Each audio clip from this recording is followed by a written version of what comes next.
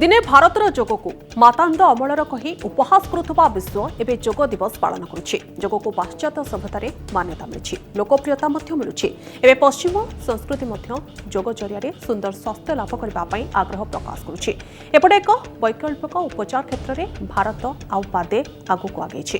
अंतर्जातीय जोग दिवस पालन अवसर में भारत में केतेक जोग गुरुंकर विषय जहां जोगु आज जोग विश्व दरबार में लोकप्रियता अर्जन कर आसतु जानिबा।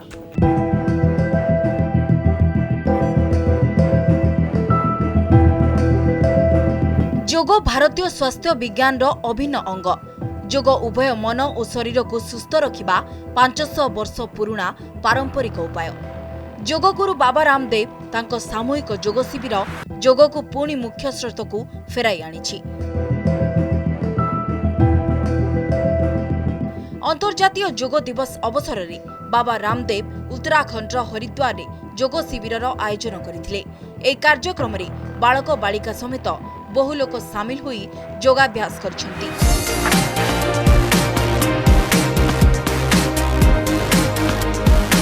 बाबा रामदेव को जोग शिविर में मालखंब कुस्ती मल्ल युद्ध देखा मिली। लोके आग्रहर सह हरिद्वार में जोग करुवा देखा मिली। टीवी रे बाबा रामदेव को जोग शिविर कार्यक्रम योगाभ्यास देखा पर अधिकरू अधिक लोक जोग प्रति आकर्षित होती। योग हमारे पूर्वजों की एक साझी विरासत है। इस योग को, आयुर्वेद को और अपनी सनातन ज्ञान परंपरा को हम गौरव से आत्मसात करें। और योग में कोई विवाद नहीं, राजनीतिक तौर पर कोई पक्ष विपक्ष ना रखते हुए निष्पक्ष होकर के योग के महत्व को माने। आज पूरी दुनिया योग कर रही है और योग की एक अच्छी आदत अपने जीवन में बन जाएगी तो बाकी सब बुरी आदतें, खाने पीने की, जीने की जो गलत लाइफस्टाइल है हमारी, उससे भी हम मुक्त हो जाएंगे। तिरुमलाई कृष्णमाचार्य 1888 मसीहा नवेम्बर 18 तारिख में मैसूर निकट चित्तदुर्ग में जन्मित तिरुमलाई कृष्णमाचार्य को आधुनिक जोगर जनक बोली कहुए। से विनायस्र वास्तुशास्त्री भावे मध्य जनाशुना। प्राचीन हठ जोगरे से संस्कार आनिथिबारे तांको अवदान अतुलनीय। जोग सहित आयुर्वेद चिकित्सा विज्ञान रे गभीर दखल रहिथिला तांकर। तेणु जोग और आयुर्वेदर समानुपातिक व्यवहार करी से लोकंकु सुस्थ करुथबा ख्याति रहिछि।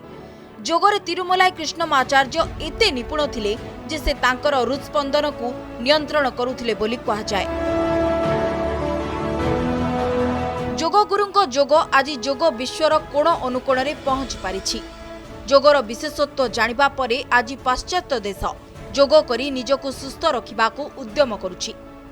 अंतर्जातीय जोग दिवस अवसर रे रोमर इटाली सहर रे जोग दिवस पालित होई जाइछि।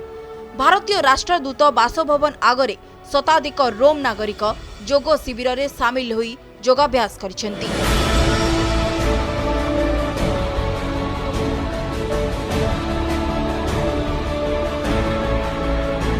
सेपरि भारत बाहर जोग को पहुंचाइबा पई जोग गुरु स्वामी शिवानंद को अवदान मध्य रहिछि।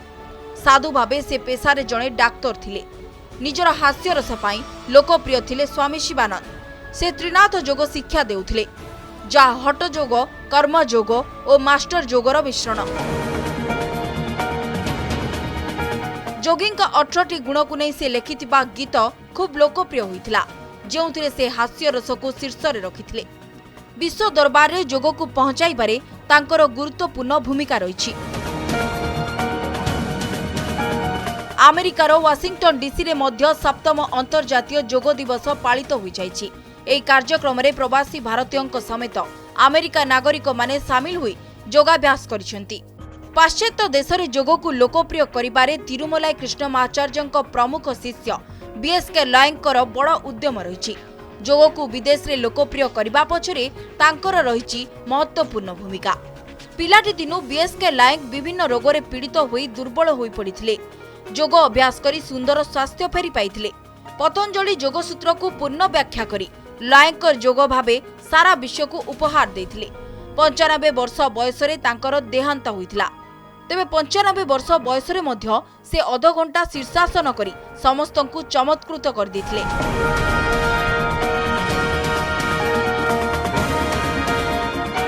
भारत आरंभ करिथिबा अंतर्जातीय योग दिवस उत्साह एबे विदेश रे मध्य देखिबाकु मिलिछि।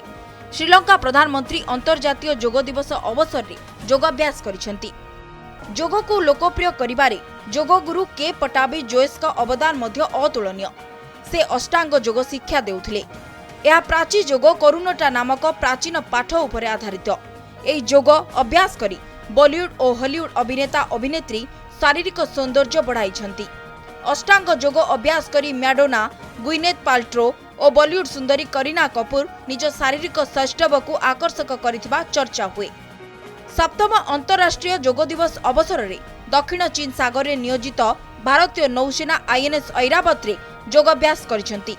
जार फोटो सोशल मीडिया रे वायरल होबारे लागिछि। सेपरि विश्व रे योग को लोकप्रियता पहुंचाइबारे भारतर आउ जणे योग गुरुंक विशेष अवदान रहिछि। से हेउछंती परमहंस योगानंद। से पाश्चात्य देश रे क्रिया योग शिक्षा देई विशेष सफलता पाइथिले। तांको संस्पर्श रे आसी पाश्चात्य देशर अनेक लोक योग शिक्षा लाभ करिसेंती। योग एबे कोनोसी भौगोलिक सीमारेखा भितरे बांधी होई रही नाही। कोनोसी धर्मर बंधन रे मध्य नाही। मानव समाज को सुस्थ रखिबार भारतर पारंपरिक पुरातन कला एबे विश्व रे लोकप्रिय होबारे लागिछि। ब्यूरो रिपोर्ट, कनक न्यूज।